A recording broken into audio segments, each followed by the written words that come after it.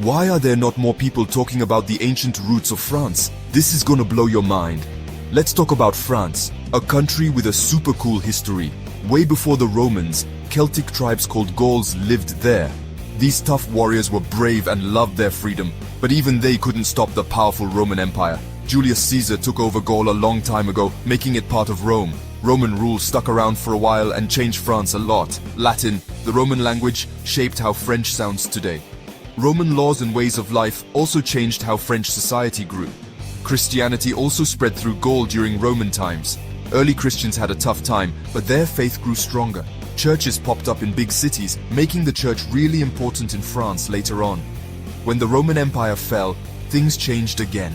Germanic tribes like the Franks moved in and started their own kingdoms. One of these Frankish rulers, Clovis, gave France its name. He brought the Franks together and started a powerful kingdom. Clovis becoming a Christian was a big deal, making the church and the king super close for a long time. After the Merovingians, the Carolingians took over, and they were even more important for France. Their most famous ruler, Charlemagne, became emperor of the Romans. Charlemagne's time was like a golden age. He loved education, made the laws better, and made his kingdom bigger, spreading it across a lot of Europe. But Charlemagne's huge kingdom didn't last after he died. It got split up, causing fights and making the Carolingians weaker. This led to a new royal family, the Capetians. Hugh Capet, an important nobleman, became king and started the Capetian dynasty. It was tough at first, but the Capetians got stronger, taking control of more and more of France. They used smart marriages, teamwork with other kingdoms, and sometimes fighting to get bigger. Over time, the Capetians and the kings who came after them turned France from a bunch of small areas into a strong united kingdom. It took a long time and wasn't easy, with fights against powerful nobles, wars with neighbors, and arguments about religion. By the 1700s, France was a big deal in Europe. Its culture was awesome, it was powerful, and its kings lived like superstars. But things weren't so great underneath. France's old ways weren't working anymore. The French kings were powerful, but they weren't good with money. They spent too much on fancy parties and wars, and the poor people paid most of the taxes, which made them mad.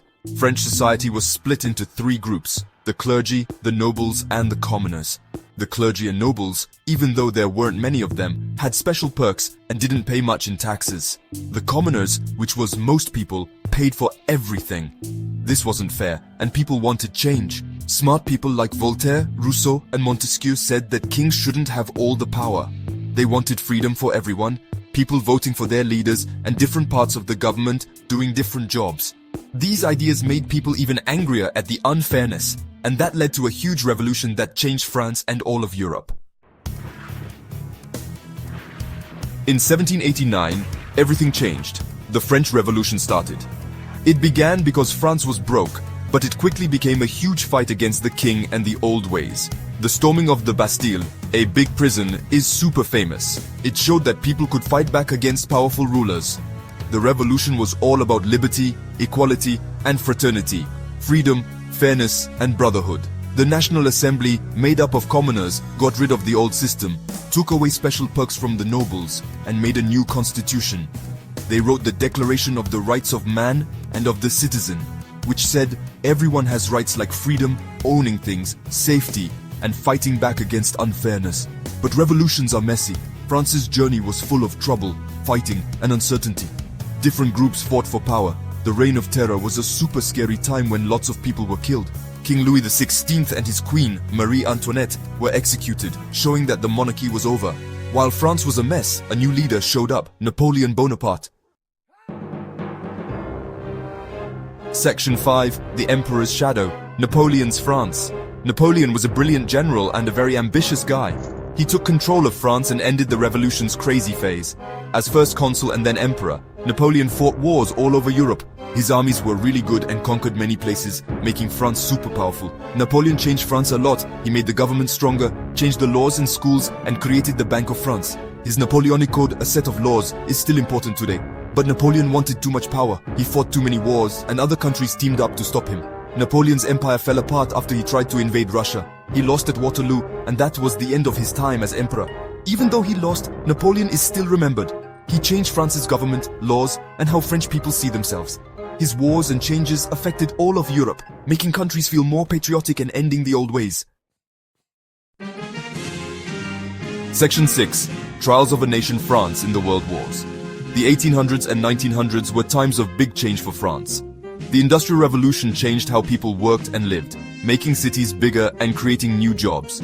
France's government kept changing, sometimes a king, sometimes a republic, sometimes an empire. France lost a war against Germany, which was really embarrassing, and they lost some land, making them angry at Germany. Then came two terrible world wars.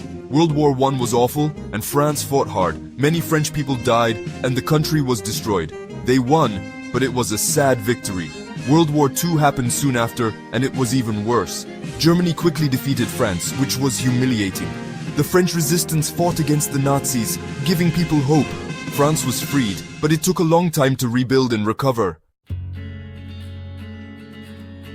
Section 7. Rebuilding and redefining post-war France.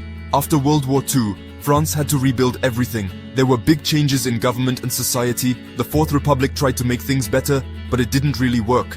The Algerian War was a long, sad fight that ended France's colonies and the Fourth Republic. Charles de Gaulle, a war hero, became president. He created the Fifth Republic, which gave him lots of power. He helped France's economy, modernized the country, and built nuclear weapons. De Gaulle also helped create what would become the European Union. France became richer after the war. People had better lives, bought more things, and the government helped people more. Healthcare, schools, and women's rights got better too. Section 8. A modern nation, France today. France today is a cool, modern country. It's important in the European Union and the world. It has a strong economy, famous for fancy stuff, fashion, food, and tourism. French people are proud of their culture, language, and country. France has lots of different cultures, ethnicities, and religions. Its cities are exciting, and its countryside is beautiful. But France has problems too. Some people are rich, and some are poor, which causes problems. Some people are worried about immigration. Populism and nationalism are making things difficult for France's multicultural society and its place in Europe. But France is still a symbol of democracy, human rights, and culture. Its belief in liberty, equality, and fraternity inspires people everywhere. From its ancient beginnings to today, France has had good times and bad times. Its history shows how strong, creative, and resilient French people are. France is still important in the world today. Section 9. A legacy of transformation, conclusion. The story of France is full of ups and downs, revolutions, and comebacks. From the ancient Gauls to the modern republic, France has changed a lot and is important in the world. Empires have risen and fallen, revolutions have started, and the French people have always been strong. France's past is still visible today in its buildings, culture, and belief in freedom and equality. As France moves forward, it remembers its history and continues to inspire. Subscribe for more informative videos.